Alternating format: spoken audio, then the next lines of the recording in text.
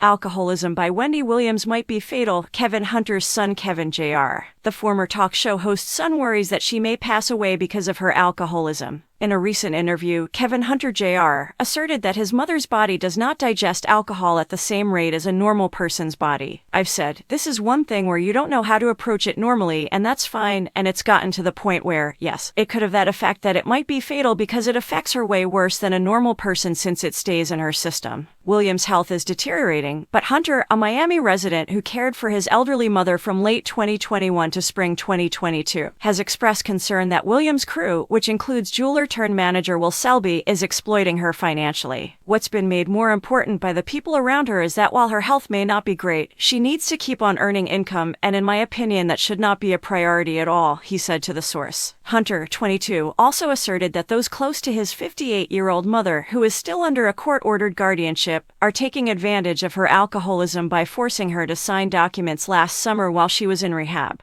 "I think a lot of people's desire to assist her comes from the perspective that, okay, she's alone now," he added. "Let's try to see how we can influence her behavior or if we can kind of control the speed at which she's handling herself." Selby criticized Hunter's assertions, telling the U.S. Sun that the majority of them were false. "Kevin and I were in Miami." Selby reportedly made reference to Hunter being kicked out of his $2 million condo last year after losing his mother's financial assistance when she claimed, "I encouraged him to have a chat since he appeared a little angry. I had a face-to-face conversation with him. If there's an issue, let's talk, I said. If there's a problem, let's talk about it." Zanotti, on the other hand, first refrained from commenting but later released a statement regarding the false narratives being spread online. According to her statement to Entertainment Tonight, "We ask that the world continues to pray for Wendy's well-being as she continues to recover from a very traumatic 2 years." Williams had previously hidden her struggle with alcoholism, but Page Six Spies captured the shock jock drinking in March, just a few months after she had left treatment, at Fresco by Scotto and subsequently the homosexual bar The Townhouse. At the time, Zanotti downplayed the sighting, explaining that her client, who has a history of substance misuse dating back to the 1980s, was merely celebrating a new lease on life. Williams further raised suspicion when she started liquidating her possessions in her New York City penthouse, which was once more referred to as a spring cleaning.